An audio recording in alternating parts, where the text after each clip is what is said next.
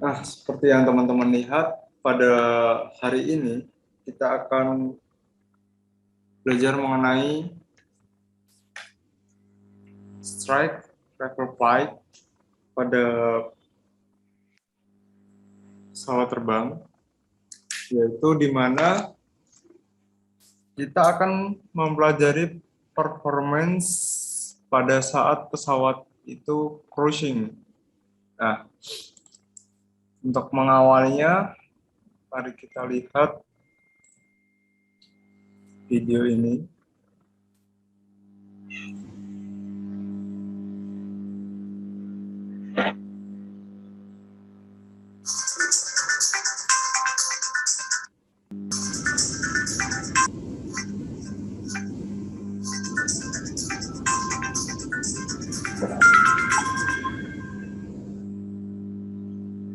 Just like learning any other skill, pilots must begin with learning the fundamentals of flight before moving on to more advanced maneuvers and skills.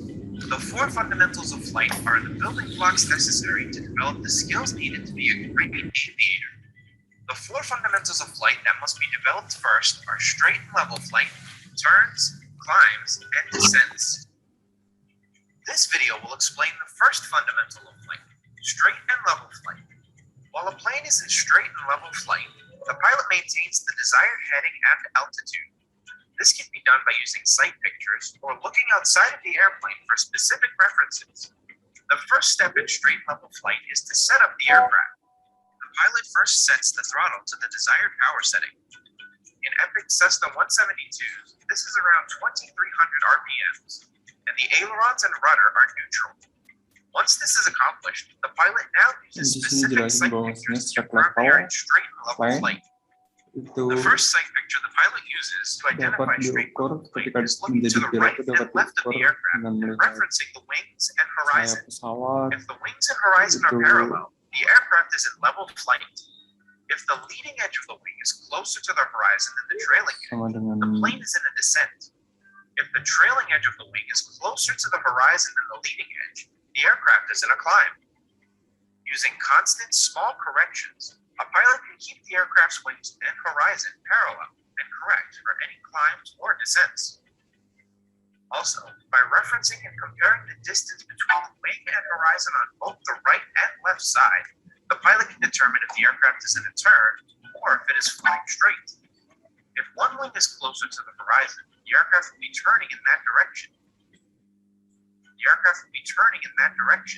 Nah, di sini saya ulangin. Strike level plane, kita bisa lihat di sini sebagai pilot, salah satunya kita dapat lihat tip dari pesawat sebagai referensi terhadap ujung dari penglihatan kita di bumi.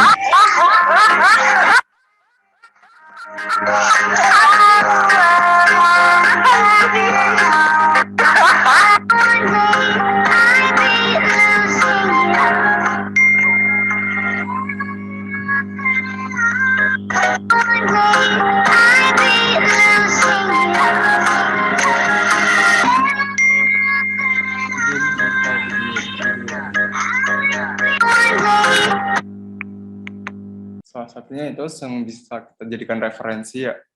Di sini ketika kita sebagai pilot terbang itu kita bisa lihat salah satunya ujung tip dengan ujung pandang kita di bumi ini adalah sejajar horizontal. If one wing is closer to the horizon, the aircraft will be turning in that direction. Using small, constant corrections to equalize the distance between each wing and the horizon, a pilot can keep the aircraft's wings level and prevent undesired turning. The next sight picture associated with straight level flight is looking forward through the windscreen. The pilot uses an object far in the distance, such as a building, body of water, cloud, or other terrain as an aiming point. This pilot should turn the aircraft towards the object and keep the aiming point in the same area on their windscreen. This will cause the airplane to fly straight in the direction of the object. In order to maintain a level flight altitude, The pilot uses the horizon and the glare shield above their instrument panel to fly the plane at the same altitude. The horizon should remain slightly above the glare shield. Yang kedua, referensi kedua yaitu apabila dilihat dari depan, maka di mouse di dashboard pilot ini pada pesawat Cessna ini juga sama dengan ujung pandang bumi yang dapat dilihat. Itu sejajar. Referensi yang kedua secara lanjut. In order to maintain a desired altitude. Since all aircraft are different, it is important that the pilot cross-references their instruments to ensure the aircraft is not in a climb or descent. This may take some fine-tuning at first, but once this skill is mastered, a pilot can quickly reference the outside to ensure the plane is in straight and level flight. After referencing the necessary sight pictures, the pilot scans their instruments to cross-check they are in straight and level flight. Their airspeed, altitude, and heading should remain constant. Their attitude indicator should not show a climb, descent, or turn. Their inclinometer, or slip skid indicator, should show the aircraft is coordinated, and their vertical speed should be 0 feet per minute. After the instrument scan is complete, the pilot begins scanning their sight pictures again. This process is continuous throughout the flight. It is important that pilots spend 90% of their flight time scanning outside of the aircraft for traffic, terrain, and weather, and 10% of the time inside the cockpit scanning instruments and doing other tasks. Using elevator trim to remove any unwanted pressures on the control wheel will allow the pilot to fly the aircraft straight and level without excessive control pressures. If the airspeed of the aircraft changes, the pilot should retrim the aircraft to maintain the desired sight pictures and remain in straight and level flight. Student pilots should practice flying straight and level at different power settings, altitudes, and directions until this skill becomes natural.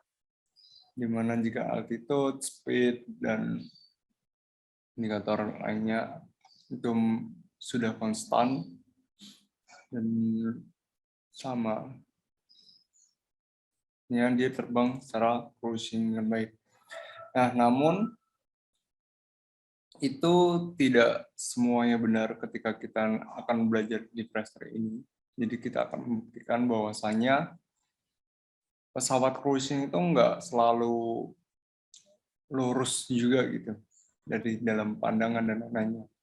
Ya, kita akan belajar juga di situ kenapa bisa seperti itu, dan bisa kita ketahui bahwasanya pada pesawat itu kan fase-fasenya ada take off, climb, cruise, turning, descent, and landing. Nah, pada saat cruising ini biasanya memiliki durasi yang sangat lama ketika terbang, dan salah satu kenyamanan ketika terbang itu ketika kita mengalami pada saat cruising. Artinya cruising ini menjadi puncak utama dari tujuan pesawat itu terbang sendiri gitu. Nah, dengan kata lain, cruising ini di mana pesawat itu tidak naik ataupun tidak turun, tidak climb ataupun descend.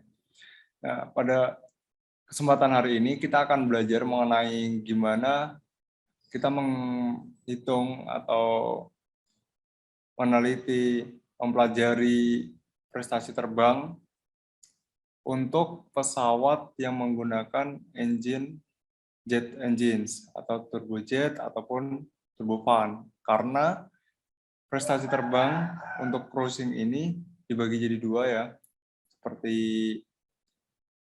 sebelumnya engine dibagi dua, propeller driven dan jet engine. Nah, karena pada prestasi terbang pada saat cruising ini itu berbeda antara jet engines dan propeller. Kalau jet engines outputnya itu thrust, kalau kalau propeller outputnya nanti power, tetapi akan dikonversi menjadi thrust oleh propeller tersebut. Rumus-rumus basic pada tahap pesawat ini cruising antara lain yaitu kita akan menghitung performasi mengenai specific speeds, instruct land level flight, terus range, endurance, dan salience. Nah, pada tahap ini, pada pertemuan kita hari ini, kita akan fokus ke yang poin pertama, yaitu specific speeds, instruct land flight level.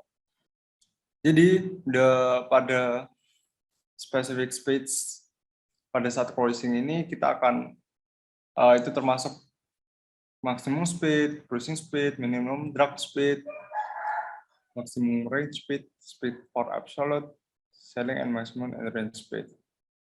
Nah, kita akan fokus ke maximum speed dan minimum drag speed.